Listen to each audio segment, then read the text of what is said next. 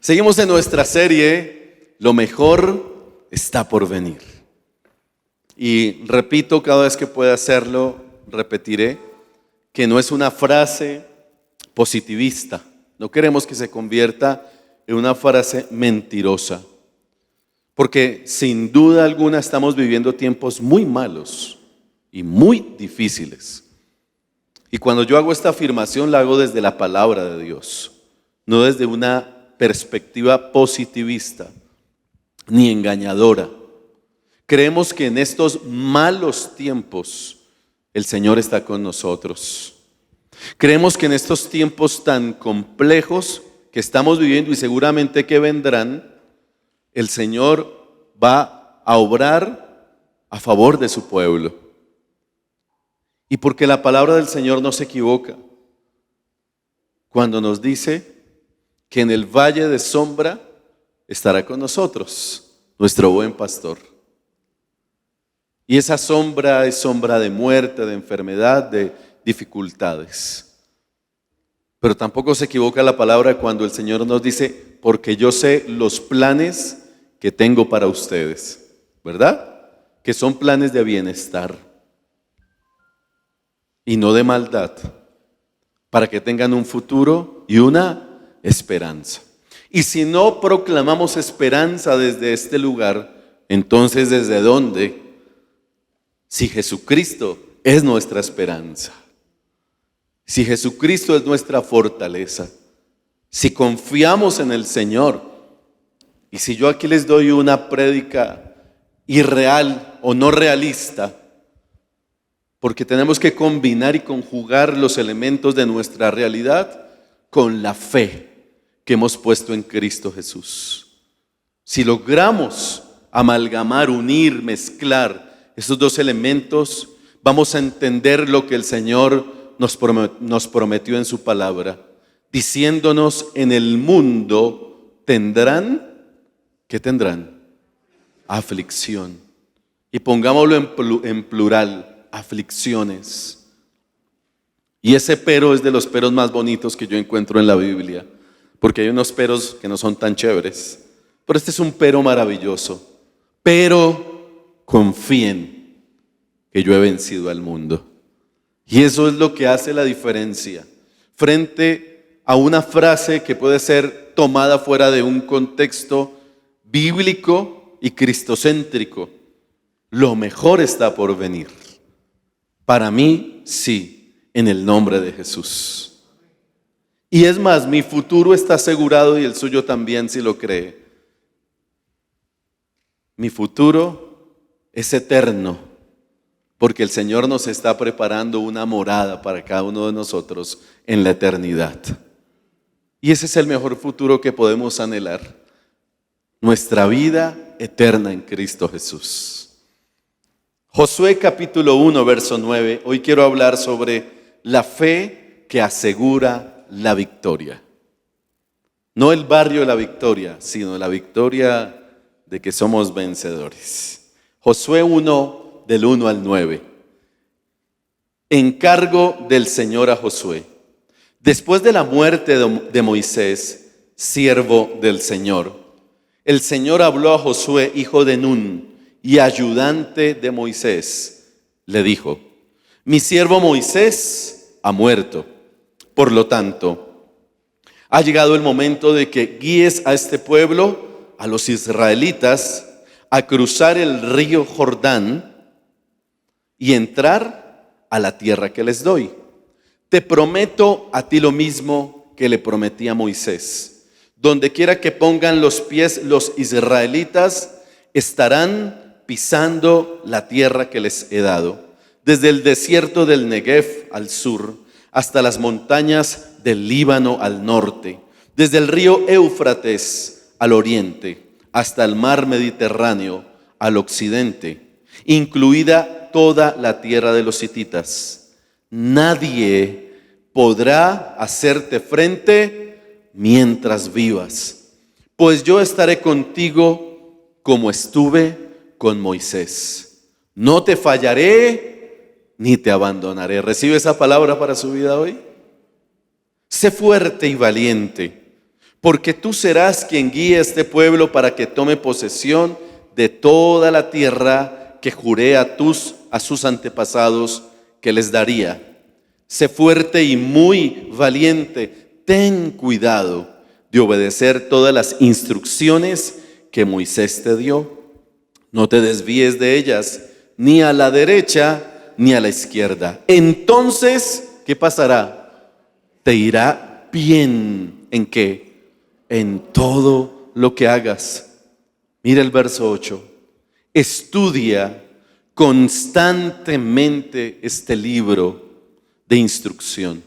Medita en él de día y de noche para asegurarte de obedecer todo lo que está allí escrito. Solo entonces prosperarás. ¿Y qué pasará? Te irá bien en todo lo que hagas. Mi mandato es: sé fuerte y valiente. No tengas miedo ni te desanimes, porque el Señor tu Dios está contigo donde quiera que vayas. Qué linda es la palabra de Dios, ¿verdad? Y qué linda es cuando la leemos también desde la perspectiva en la cual nos metemos y abrazamos esta palabra para nosotros, para mí.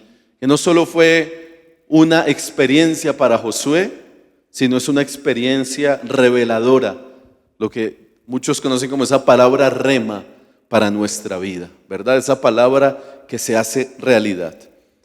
Para ponernos un poco en contexto, aunque la mayoría conoce la historia, lo que está sucediendo aquí es una transición, ¿cierto? El Señor le hace un llamado a Josué, porque ya el gran líder Moisés ha muerto. Y digo gran líder porque si hay un líder que es referente, reconocido, amado por este pueblo, es Moisés, ¿verdad? Moisés representa ese liderazgo relevante, poderoso, respetuoso y demás.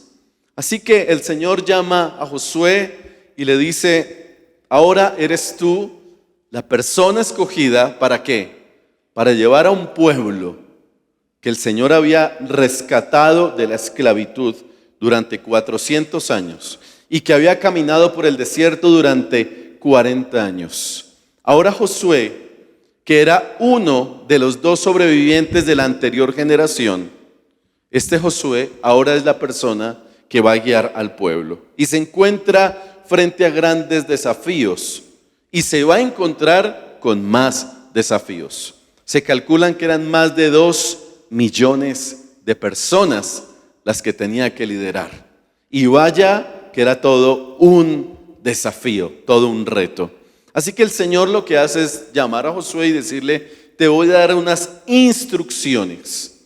Pero con esas instrucciones el Señor le da unas palabras de tranquilidad y de respaldo en el camino que va a enfrentar. Yo creo que eso es muy alentador cuando a ti te encomiendan algo, pero te dan las herramientas para desarrollar ese algo. Es decir, que Jesús llama, se compromete con Josué para caminar con él, le advierte que el camino será complicado, pero también se compromete con él diciéndole: yo voy a estar contigo, yo te voy a acompañar en esos desafíos. Así que permítame compartir 3 principios que yo considero que pueden ser importantes para activar nuestra fe. Creo que Josué era un hombre de fe y Dios llama a hombres y mujeres de fe, sobre todo cuando hay que enfrentar desafíos tan grandes. 3 principios que el Señor le da precisamente a Josué para motivarlo y decirle: esto es lo que debes hacer para que te vaya bien. El primero: trabaja por aquello que Dios te ha prometido. Primer principio, apúntelo, memoríceselo, y los que están durmiendo, que el Señor se lo revele en el sueño. Primero, trabaja por aquello que Dios te ha prometido. A mí me preguntan: ¿usted cómo hace cuando está predicando y se duerme? Yo no miro a los que están durmiendo. Ya sé, entonces miro a los que están poniéndome atención. Y eso me motiva y digo: no perdí mi tiempo todas las horas que invertí tratando de elaborar esta predicación, que para mí es como un parto. Para mí, yo tengo que predicar y me enfermo, les confieso eso. Donde quiera que pongan los pies los israelitas, estarán pisando la tierra que yo les he dado. El Señor les entrega la tierra, ¿cierto? Hay una promesa. Pero también les deja una tarea con esa promesa. Ellos deben conquistar esa tierra.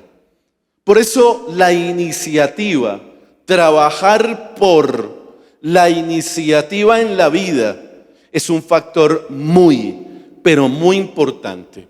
Y para Josué y sus desafíos, la iniciativa que debía transmitirle al pueblo era un factor muy importante. Por eso para mí este principio es clave. Necesitamos trabajar y entender que hay que trabajar por aquello que el Señor nos ha prometido. Por eso esa frase en este texto es tan importante. Poner los pies implica tomar acción. Ese texto es importante, que dice, donde quiera que pongan que los pies los israelitas, donde quiera que pisen. Eso denota implícitamente que era necesario que el pueblo tomara acción sobre una promesa que habían recibido. Entonces, lo que el Señor implícitamente les está diciendo es, por favor, tienen que ser proactivos, porque la tierra o la promesa no llegará mágicamente.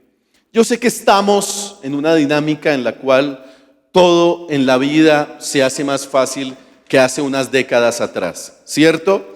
Antes a los estudiantes de mi época nos correspondía, y por no decir nos tocaba, dirigirnos a la biblioteca Luis Ángel Arango. ¿Cuántos fueron a la Luis Ángel Arango?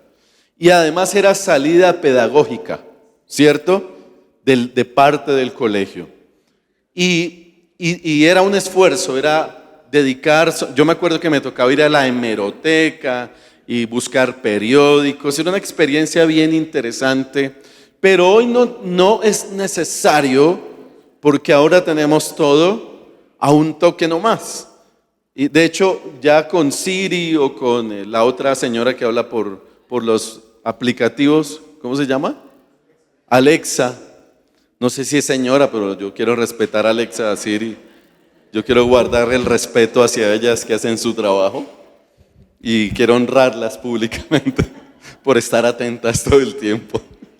Y básicamente que ni textear, sino hacerle la pregunta, ¿cierto? Necesito que me digas en qué año murió Rodrigo Lara Bonilla. Y tú le dices a Alexa y ella dice, Rodrigo Lara Bonilla falleció el 30 de abril de 1984 en la avenida Boyacá, ¿cierto? Y te da las razones por el narcotráfico, Pablo Escobar y demás. Eso antes nos tocaba ir a la hemeroteca, tomar iniciativa, desplazarnos. ¿Me hago entender? Esto es para hablarles de esto. Lo que ahora estamos viviendo es que cuesta menos trabajo y esfuerzo lograr cosas que antes. En ese sentido, ese es un pequeño ejemplo. Podemos dar muchos más, pero este es un pequeño ejemplo. Y creo que el Señor le está diciendo precisamente a Josué y al pueblo, necesitas diseñar un plan y necesitas avanzar. ¿Por qué? Porque debes dar pasos que te acerquen a la tierra prometida. ¿Qué le está diciendo el Señor? Pues que la tierra no vendrá a ti, sino que tú tienes que dirigir el pueblo hacia la tierra. Por eso el trabajar, el ser diligente es muy importante. Y aquí recuerdo una frase que a veces repetimos en esta iglesia, y es que no se nos olvide que Dios pone el 100% y a mí me corresponde poner ¿cuánto? Mi 100%. Por eso cuando a veces dicen yo pongo el 50 y tú pones el 50, no, en la vida debemos de aprender a poner ¿cuánto? El 100% y la milla extra, el valor agregado. Y en este caso, Precisamente tenemos que pensar en ello. Sé fuerte y sé valiente. A mí me gusta la palabra esfuérzate. Tiene que ver con el trabajo. Esfuérzate. Tienes que dar pasos hacia adelante. El esfuerzo significa valor agregado, la milla extra. Es tener buena actitud. Es no desmayar frente a los obstáculos, porque siempre tendremos oposición. Y frente a la oposición y a los obstáculos, tú y yo necesitamos ser perseverantes y muy persistentes. Yo estoy seguro que tú has tenido muchos obstáculos para permanecer y perseverar en el Señor. Yo estoy seguro que han venido crisis económicas a tu vida y eso genera una crisis de fe. Ha venido enfermedad, ha venido situaciones emocionales, familiares, un montón seguramente de pruebas, pero tú te has esforzado y has sido valiente. A mí me alegra ver a María Inés hoy ya vino con bastón. Yo la veo llegar temprano. ¿Ya han visto el proceso de ella? Pues primero venía en una silla de ruedas, hace 8 días en un caminador y hoy trae nada más que un bastón. ¿Qué ha hecho María Inés? Claro, ha tenido una familia que la ha rodeado, pero ella se ha esforzado. Y María Inés tiene, no voy a decir la edad, pero un poquito más de 70. Sí, yo sé, no quería quedarla mal. Bueno, gracias. Ellas me apoyan. Más de 80 realmente, lo sé. Más de 80 años. Y yo veo a jóvenes así. Ay, ¿me ayudas con eso? O no, me pasa. Yo voy con 20 corotos así. Bien, pastor, bien. Es que me dolió esta semana aquí. Y yo veo que nos falta en estos tiempos más esfuerzo para la vida. Y yo veo a María Inés, veo a Caro en su condición de salud, caminando y esforzándose con su bastón, viniendo a la casa de Dios. Hoy mucha gente no va a la iglesia porque le da frío. No está brisando, pastor, pero para irse a Melgar no está brisando. Sí, así somos. O llaman al jefe y piden incapacidades. Al médico, jefe, me dieron incapacidad. Iglesia, trabaja por aquello que Dios te ha prometido. El evangelio no es mágico. Eso no es que yo decreto, perdóneme. Yo decreto sobre mí miles de dólares. Eso no trabaje y verá. No se levante temprano, no planee, no avance y verá. Eso no es yo declaro y decreto y ya. Y perdóneme con esas frases, cielos abiertos. No, papá, eso es moviéndonos. Esfuérzate, le dice el Señor a Josué. Lleva a ese pueblo hacia adelante, donde quiera que avancen, pero tienen que avanzar. Y más adelante, lo van a ver en los capítulos posteriores, el pueblo tiene que levantarse temprano, dice el texto. Y se levantaron temprano, armaron las carpas, oraron, estuvieron un tiempo planeando y luego, muy temprano, se levantaron y avanzaron a medida que el arca se movía hacia adelante. Pero había iniciativa y esfuerzo. Por eso, la fe y la diligencia siempre están asociadas. La verdadera fe tiene el ingrediente de la diligencia, no de la pereza. Porque la pereza viene, abraza y empobrece. La pereza produce pobreza, sin duda alguna.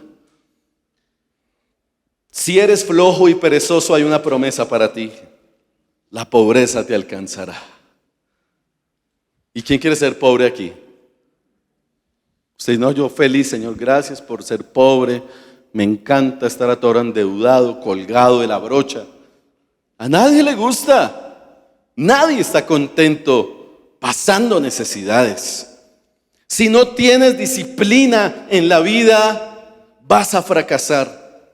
La fe verdadera no es para personas perezosas y que no les guste esforzarse. La fe es para personas diligentes, como usted y como yo. ¿Estamos? Sé valiente. Esfuérzate en tu vida espiritual, porque también hay desequilibrio. Nos esforzamos para no alcanzar nuestros sueños y nuestras metas personales, pero poco nos esforzamos para alimentar y nutrir nuestra vida espiritual. Poco nos esforzamos para orar, para leer la palabra, para venir a la casa de Dios. Nos esforzamos muy poco para buscar del Señor. Y eso también es un desbalance. Sé valiente. Acuérdese que hace una semana hablamos de eso. No tengas miedo. Y el miedo en sí siempre nos va a llegar a todos. Es ese sentimiento humano. Pero ser valiente es la capacidad de saber enfrentar los temores y los miedos con la fe enfocada en el Señor y en sus promesas. Con el amor de Dios que quita todo el temor de nuestro corazón.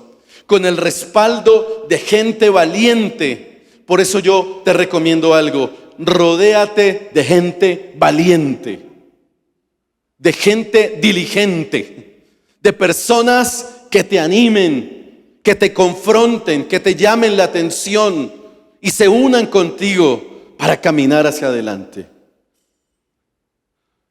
A la gente le gustan esos que pasan la mano por detrás y ay, pobrecito, qué pesar. Mira, no te juntes con aquellos que te tienen pesar, ni lástima. A Jesús le molestaba eso. De hecho, cuando Pedro le dice, Señor, yo no voy a permitir que vayas a la cruz. No, pobrecito mi Señor. Jesús es fuerte y le dice, no me tengas lástima. Apártate de mí, Satanás. Uf, qué fuerte, ¿no? Una cosa es la empatía. Yo escucho, me solidarizo, trato de comprender, de ponerme en el lugar del otro. Pero otra cosa es terminar una conversación diciendo, pobrecito, qué lástima, siga adelante. No. Rodémonos de personas valientes, que cada miércoles y viernes te manden un mensaje y te digan, levántate a orar, ya estamos conectados. Eso es más poderoso. Esos que te recuerdan, vamos al grupo de conexión. Yo no me conecto porque es que no me gusta. Si te rodeas de alguien igual que tú, vas a decir, yo tampoco, eso no se conecta, eso para qué. Pero alguien que está conectado con Dios va a decir, conectémonos. Y si hay algo que no está tan chévere, pues seamos parte de esa solución para que nuestro grupo sea mejor. ¿No le parece diferente eso? Diligencia, valentía, nueva perspectiva de la vida. Iglesia, la fe no es estática. La Biblia dice que la fe sin acciones es muerta. Por eso la fe requiere que yo trabaje por aquello que Dios me ha prometido. El Señor le dijo al pueblo, le dijo a Josué, yo les entrego la tierra, pero ustedes tienen que ir por ella, hacia ella, y ustedes tienen que conquistarla, tienen que tomar acción para llegar a la meta. Lo segundo es que la victoria se obtiene con obediencia y obediencia a las instrucciones del Señor. Ten cuidado de obedecer todas las instrucciones que Moisés te dio. No te desvíes de ellas ni a la derecha ni a la izquierda. Entonces te irá bien en todo lo que hagas. Josué no podía pasar por alto las instrucciones que Moisés le había dado. Y cuando el Señor se refería a esto, hacía referencia a los mandamientos que se construían en convicciones, en principios y en valores de vida innegociables. Luego le advierte, ojo, no pases por alto las instrucciones, cuidado, no te desvíes, porque en el camino no solamente vas a encontrar obstáculos, sino que también tienes el riesgo de encontrar atajos. Y esos atajos te pueden hacer desviar a izquierda o a derecha. Yo no sé si eso tiene que ver con partidos políticos o no, yo pensaría que no. Pero lo que está diciendo, ten cuidado, porque yo te voy a marcar una ruta por la que tienes que caminar. No te distraigas. Cuidado, porque los atajos siempre van a estar ahí y van a ser llamativos para tu vida. Cuidado con esos atajos que son atractivos porque nos dicen que por ahí uno llega más rápido. ¿Usted ha escuchado las noticias? Se perdieron senderistas que iban subiendo a Monserrate y cogieron un atajo. ¿Y qué pasó? Se perdieron. Ahí sí, como dice el gran filósofo de las rancheras, yo no sé quién la canta, no hay que llegar primero. Entonces el afán hace, y la ansiedad, que agarremos atajos. En la mayoría de las veces, los atajos son peligrosos porque son caminos desconocidos, ¿cierto? En muchos o en algunos casos, los atajos generan demasiado riesgo y peligro de perderse. Los atajos nos distraen, pueden ser muy peligrosos y además inseguros.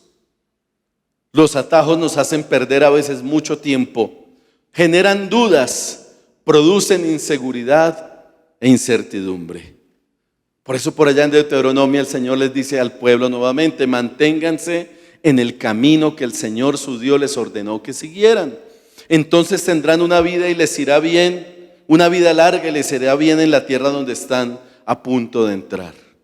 Lo que el Señor le dice al pueblo: si te mantienes en el camino correcto, te va a ir bien y serás prosperado y alcanzarás la promesa.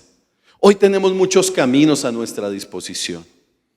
Los caminos de la vida fácil, del dinero fácil, ¿cierto? Los caminos ilícitos, los caminos que al hombre le parecen buenos, pero su final es malo, es de muerte. Y eso que parece atractivo, todo el tiempo está a la orden del día. Hay muchas posibilidades en la vida y estamos todo el tiempo tentados a tomar caminos que parecen buenos, pero realmente no lo son. Atajos que nos pone en peligro nuestra fe. Nadie se levanta pensando, ni el más pesimista de los pesimistas se levanta pensando en que le vaya mal. Le va a ir bien. Uno se levanta diciendo: hoy en el nombre de Jesús me va a ir bien y voy a ser prosperado. Pero ¿en dónde está el punto? En no desviarme ni a derecha ni a izquierda, a ningún lado. En mantenerme enfocado, juiciosito en el camino, obedeciendo las instrucciones del Señor. Nuestro problema es que queremos que nos lluevan bendiciones sin obediencia. Ese es nuestro problema. Señor, llueve, abre los cielos, decreto. Pero entonces decretamos, pronunciamos cosas, bendiciones, pero vivimos a nuestro antojo. Y ahí es donde está el problema. No queremos obediencia, no queremos las instrucciones de Dios porque nos incomoda. Nos da miedo consultarle a Dios porque a veces eso que anhelamos no está alineado con la voluntad de Dios. Y por eso nos da miedo preguntarle. Queremos vivir en nuestros propios caminos, en nuestros propios antojos, sin límites, sin darle cuentas a Dios. Y por eso fracasamos, nos frustramos, porque no elegimos obediencia. Queremos bendiciones sin obediencia. Pero le exigimos a Dios y hasta lo cuestionamos. Por eso el Señor le dice a Josué: estudia, ¿cuándo? Constantemente el libro de la instrucción. Medita de día y de noche. Asegúrate de obedecer todo lo que está escrito. Solo entonces prosperarás y te irá bien en todo lo que hagas. No podemos obedecer a un Dios que no conocemos. No podemos obedecer a un Dios que no escuchamos todos los días a través de su palabra. No podemos obedecer y amar a un Dios lejano y desconocido. Necesitamos estudiar su palabra y meditar en ella. Y si no lo hacemos, vamos a estar expuestos a desviarnos. Nos vamos a exponer a tomar cualquier camino que nos propongan por ahí. Si no nos esforzamos en obedecer la palabra, corremos los riesgos que muchos han tenido que asumir. Se han desviado. Yo me quedo aterrado a veces, escucho personas que llevan años en el evangelio, o mejor en la iglesia, quizás sin una relación con Dios y su palabra, y vienen cualquier doctrina y se van. O se apartan del Señor frente a la prueba. Primero de Samuel 5:22 dice: más le agrada al Señor que se le obedezca, y no que se le ofrezcan sacrificios y holocaustos. Vale más obedecerlo y prestarle atención que ofrecerle sacrificio y grasa de carneros. ¿Qué le gusta más al Señor? La obediencia que los sacrificios. Y voy a decir algo, quizá usted puede venir y diezmar y traer su ofrenda generosa y con esfuerzo. Dios lo bendiga por eso. Pero a veces ese nos vuelve un sacrificio para decirle: Señor, pequé tanto, pero aquí está mi diezmo, aquí está mi ofrenda, este es mi sacrificio. ¿Sabe que el Señor dice: pues chévere, muy buena su ofrenda y su diezmo y su como pacto, siembra, todo eso que le ponen nombres ahora? Para mí es ofrenda, punto. Pero muy bonito eso, pero eso tiene que ir acompañado de una vida de obediencia. Que yo salgo a la calle o llego a mi casa a maltratar a todo el mundo, ¿eso qué es? Incoherencia. Salgo a hacer malos negocios. Incoherencia. Yo conozco gente que hace pésimos negocios y llegan a la iglesia con el sobre abundante, rebosante y remecido para tratar de empatar y limpiar su conciencia. Eso no es así. ¿Por qué rechazó el Señor la ofrenda de Caín? Por las intenciones del corazón. Yo hasta ahora le digo: Señor, que cada recurso que ingrese a tu casa, a tu iglesia, sean recursos limpios, trabajados con honradez. Nosotros necesitamos que venga aquí un narcotraficante y nos tire maletines llenos de plata. Eso para mí no sería respuesta de Dios. Hasta eso hablamos con mi esposa: Señor, cada peso que llegue a tu casa sea un peso bien trabajado. Amén. Con honestidad, con coherencia, con limpieza. Y que lo hacemos por obediencia al Señor. Usted ofrenda porque es obediencia al Señor, ¿cierto? Obediencia y gratitud. Y usted lo hace con amor y dice: Señor, mira, gracias. Tú has sido bueno y fiel. Señor, gracias. Esta es mi expresión de alabanza, punto. Obediencia mejor que los sacrificios. Y lo tercero, para cerrar, es que la presencia de Dios nos garantiza la victoria. ¿Usted lo cree? Yo creo en esta palabra. Mire lo que le dijo el Señor a Josué: como estuve, ¿con quién? Con Moisés, ¿qué? Estaré contigo. Eso es profundo. No tengas miedo, le dice al final, ni te desanimes, porque el Señor tu Dios, ¿qué? Estará contigo donde quiera que vayas. Josué había sido testigo de la presencia y el respaldo de Dios en la vida de Moisés. Josué era uno de los 2 adultos sobrevivientes de la generación que presenció las plagas y el éxodo de Egipto. Solo quedaban 2, el resto se habían muerto. ¿Sabían eso? En ese momento ya no existía ninguna persona de la generación de las plagas y del trayecto del camino en el desierto durante 40 años. Solo quedaban 2.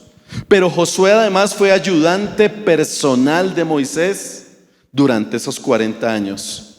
Fue uno de los 12 espías que exploraron Canaán y que trajeron buenas noticias. ¿Se acuerdan? Mandaron a 12 y llegaron 2, Josué y Caleb, diciendo: esa tierra la vamos a conquistar en el nombre de Dios. Esta puede ser una frase cliché. Dios no le dijo: estaré contigo, por rellenar el discurso, como por rellenar ahí el texto. Estaré contigo. El Señor 40 años antes había puesto a Josué al lado del gran Moisés. ¿Para qué? Mire, es que el Señor trabaja por adelantado. Es que pensamos que el Señor está ya asustado en el cielo, rascándose la cabeza diciendo: ¿y ahora yo qué hago? ¿Yo qué hago en Colombia? Mire eso cómo está. No, el Señor no le sorprende nada. Y por algo, de manera planeada, puso a Josué al lado de ¿quién? De Moisés. Para que Josué presenciara, aprendiera, se formara al lado de él y viera la gloria de Dios, los milagros y el poder de Dios, y se convenciera de que era Dios quien estaba con Moisés. Así que Josué experimentó todo ese tiempo de primera mano la gloria y la presencia de Dios. La vio. No es lo mismo que le cuenten, ¿cierto? Usted le cuentan, a mí me cuentan que mi abuelo oraba por los muertos y en una ocasión a un niño lo atropellaron por allá en el barrio San Vicente. Ya lo cubrieron con la sábana. Mi abuelo llegó ahí donde estaban todas las personas y preguntó: ¿y qué pasó? No, ese niño está muerto, lo atropelló el carro. Mi abuelo le quitó la sábana, oró por él. El niño se levantó y salió corriendo. Usted dirá: ¿lo cogió otro carro? No, gracias a Dios no. Porque fue lo que yo pensé, el niño se levantó y corrió y... No. Pero eso pasó en la calle.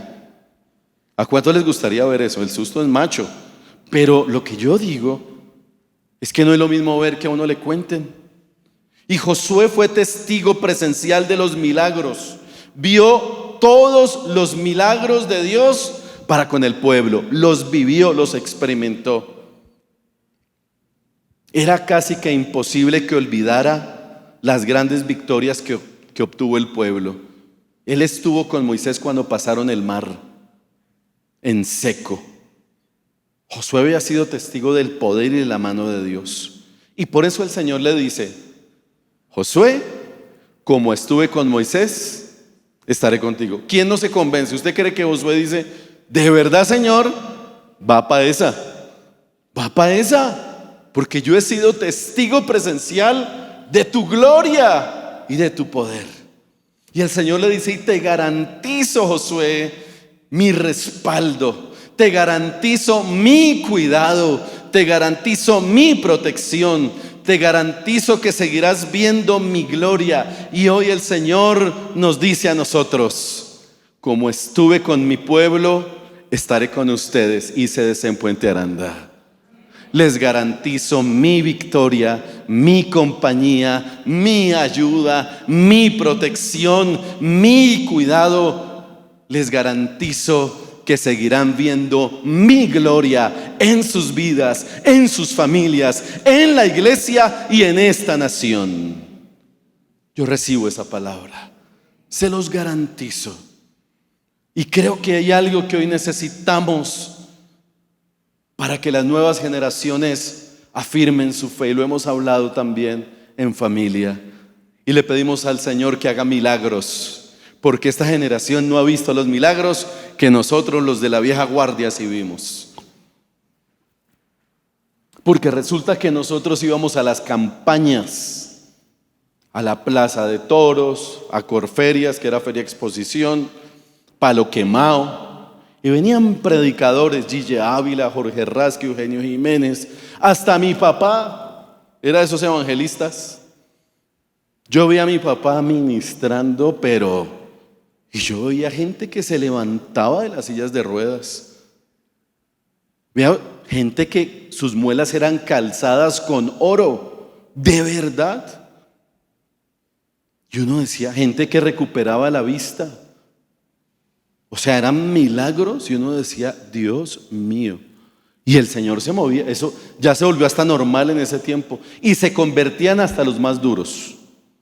Usted decía, ese se convirtió, ese era un borracho alcohólico horrible. Iban a las campañas y Dios los liberaba. Pero era una cosa tremenda.